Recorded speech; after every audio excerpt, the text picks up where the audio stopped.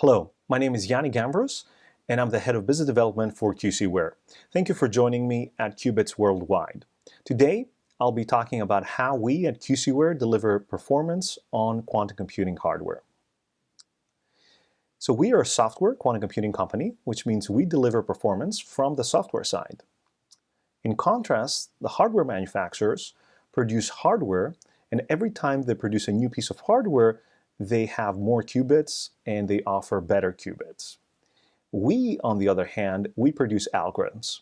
And every time we announce and publish and deliver a new algorithm, that algorithm uses less resources, so less qubits to solve the same problem, and delivers better performance, so faster solutions and better solutions. So when these two things meet in the middle, that's when you get to practical quantum applications, and quantum applications that can beat the best-in-class classical solutions. So we have three go-to-market business models, and in the next few slides I'll talk a little bit about all of these three models. We provide professional services solutions, we develop and deliver a software package called Forge, and we also organize a large community event called Q2B. So before I get into the details, I just wanted to highlight our all-star business and technical team. Specifically, our technical experts have spent their entire careers looking at quantum algorithms and how to improve the performance of quantum hardware. So now I'll talk about our professional services solutions. This is all work that we have done with large enterprises, and it all involves a D-Wave annealer. So Equinor is a petrochemical company based in Norway, and they have lots of different oil and natural gas offshore assets. And the problem we looked at with them was this drill path optimization problem, where essentially we're looking at how to optimize the drill path into the subsurface to intersect desirable natural gas resources and how to avoid at the same time undesirable subsurface features. So we looked at how we can map this problem on the D-Wave quantum annealer and how we can extract the most performance out of the hardware. We also have an extensive collaboration with the Aisin group. The Aisin group is a Toyota affiliate. It's the largest transmission manufacturer in the world, and they produce several types of transmissions, standard and hybrid transmissions. The specific problem we looked at with Aisin was around the software that controls the transmission. And we specifically looked at how we can test this software so that we can ensure that it has no errors. So this is typically a very demanding, high-performance computing task, and it takes a lot of their high-performance computing workload. And we were looking to see how we can map this problem onto a quantum computer and whether we can actually solve this problem faster than the classical approaches. So next we'll talk about the work we've done with Airbus. One of the problems we looked at with Airbus was this design verification problem, where effectively you're looking at these complex aircraft systems and you want to ensure that they're working correctly, or if they're not returning the solution that is expected, the value that is expected, then you want to be able to pinpoint the subsystem that is causing the issue. And we looked at how we can solve this problem on the D-Wave quantum annealer, how we can map the problem onto the D-Wave annealer, what is the largest problem we can solve on the D-Wave annealer, and what is the maximum performance we can extract out of the hardware. The other problem we looked at with Airbus was flight path optimization. So how do you optimize the flight path of an airplane given fuel restrictions, given weather patterns, given expected arrival time?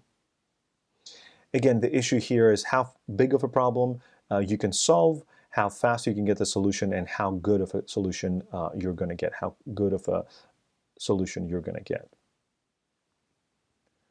The next set of collaborations I'll talk about are with BMW. One of the problems we looked at with BMW has to do with generating synthetic data sets that can then be used for the autonomous vehicle models. So we basically looked at how we can create synthetic driving scenarios that can be used to train autonomous vehicle models as opposed to having to drive the autonomous vehicle model additional miles to train it. Again, we looked at how we can model this on the D-Wave quantum annealer, what kind of results we get, and how we can improve the performance for this synthetic data generation. Another problem we looked at with BMW had to do with routing, both in an urban setting, so how do you guide a fleet of vehicles to pick up passengers, and also in the manufacturing setting, in which we optimize the path that the robotic arm takes on the assembly line. Now, these are all the projects that we can publicly talk about. There are several other projects that we currently have in flight or we've already completed in several other industries like oil and gas, finance, pharmaceuticals, manufacturing, material design, and energy. Now, some of these projects are entirely done on the D-Wave annealer.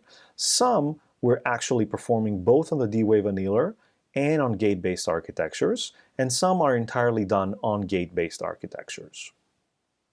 So next I'll talk about our software product, which is called QC Ware Forge. The unique characteristic, the differentiation for QC Ware Forge, is that it provides unique algorithms that are proprietary to QC Ware and provide a performance advantage. However, we also wanted to make execution of these algorithms easy for the users of QC Ware Forge, and that's why we've bundled hardware access that we get from our hardware partners. So specifically, the unique algorithms we provide fall into two categories: binary optimization and machine learning. Also, we provide hardware access directly to D-Wave, so we are one of the resellers for the D-Wave quantum annealer. And we also provide access through Amazon Braket to IonQ and Rigetti.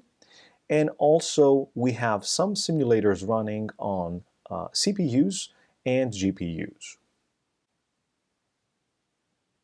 So on this slide, we'll talk specifically about how we improve the performance of the D-Wave quantum annealer, and we're going to quantify that with this real example. The data for this example is actually drawn from the work we did with Equinor.